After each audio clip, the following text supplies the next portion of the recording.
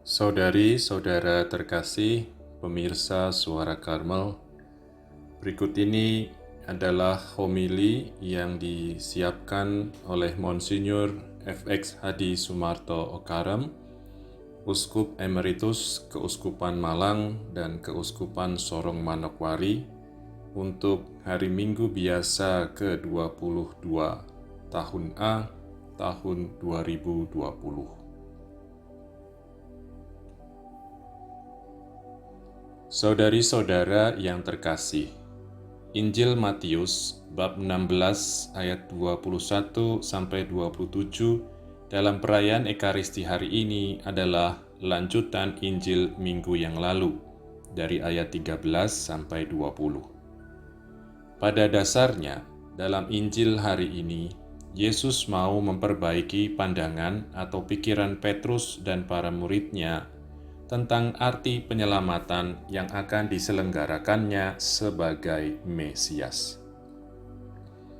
Tujuan penyelamatannya untuk umat manusia bukan hanya untuk kemuliaan dan keagungan, melainkan juga harus dicapai melalui penderitaan yang harus ditanggung oleh si Anak Manusia, yaitu Yesus Kristus sendiri.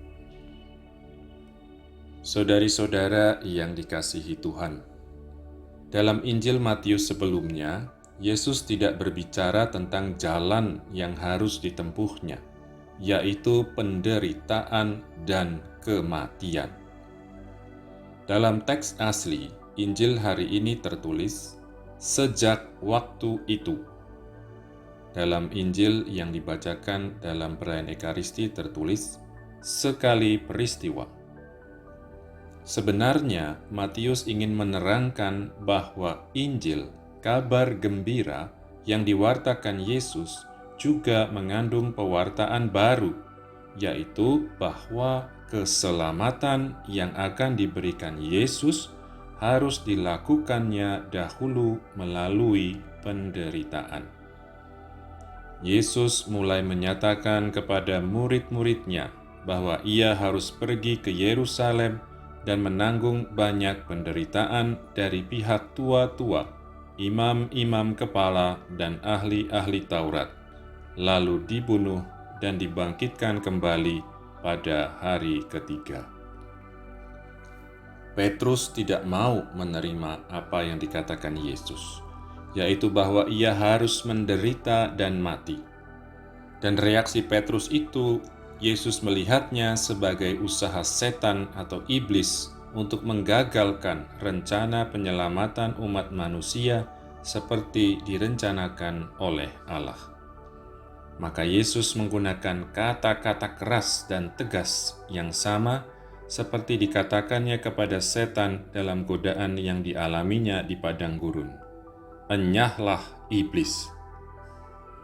Malahan ditambahkan, "Engkau adalah batu sandungan bagiku."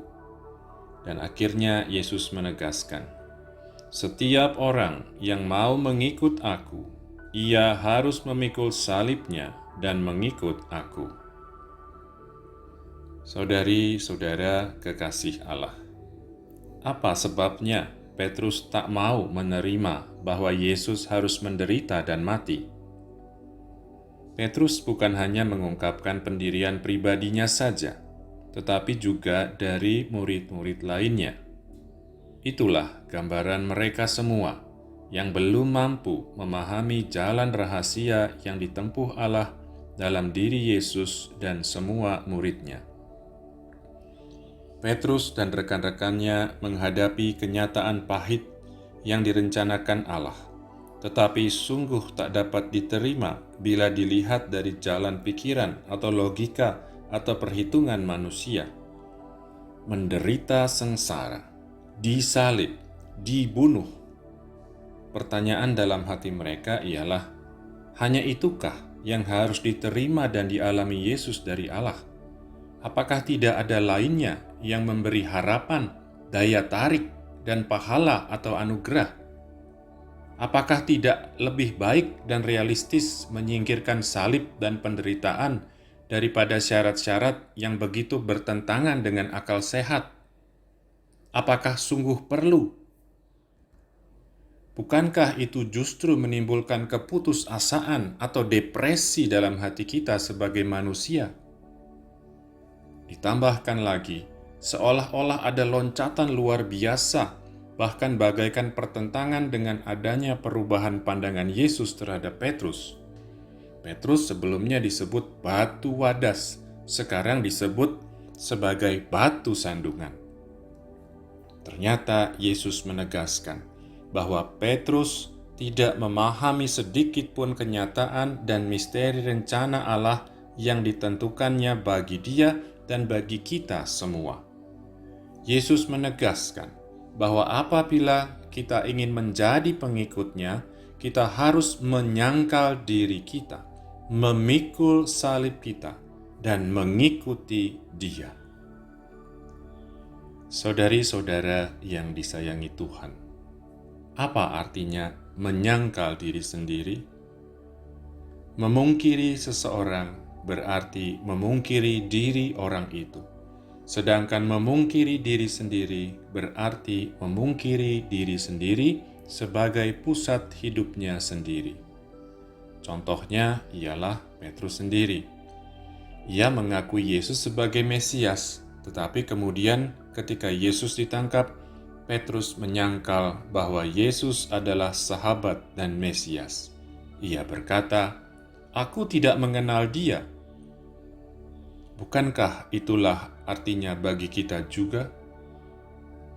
Maka menyangkal diri sendiri berarti tidak lagi memusatkan diri hanya kepada diri sendiri, kepentingannya sendiri sebagai pusat segenap perhatian pribadinya saja. Bukan hanya sejauh itu saja, kita harus sungguh berani memenuhi undangan Yesus. Ikutlah aku. Saudari-saudara umat Allah yang terkasih, ajaran dan undangan yang ditujukan Yesus kepada ke-12 muridnya itu secara singkat berbunyi, "Barang siapa mau menerima undanganku untuk mengikut aku, harus menerima diriku seperti adaku ini." Berarti termasuk mengalami penderitaan dan salib. Corak khusus Mesias harus merupakan corak khusus segenap muridnya. Mereka harus menyertai dan mengikuti Dia pergi ke Yerusalem. Arti sepenuhnya memikul salib ialah memikulnya bersama Yesus, yaitu bukan berarti hidup sendirian penuh kekhawatiran, bingung dan patah hati dalam menghadapi tantangan hidup. Sebaliknya, justru menempuh jalan hidup ditemani dan ditanggung oleh Tuhan yang hadir menyertai kita. Yesus minta agar kita mau, rela, dan berani memilih suatu hidup seperti hidupnya sendiri. Siapa ingin mengikuti Yesus tidak dapat menghindari penderitaan. Jalan Allah bukanlah jalan kita. Sekarang kita dianjurkan menyesuaikan jalan hidup kita dengan jalan hidup Yesus, sesuai dengan nasihat Paulus yang juga mengalaminya sendiri. Inilah ibadahmu yang sejati. Janganlah kamu menjadi serupa dengan dunia ini, tetapi berubahlah oleh pembaruan budimu, sehingga kamu dapat membedakan manakah kehendak Allah, mana yang baik, yang berkenan kepada Allah, dan yang sempurna.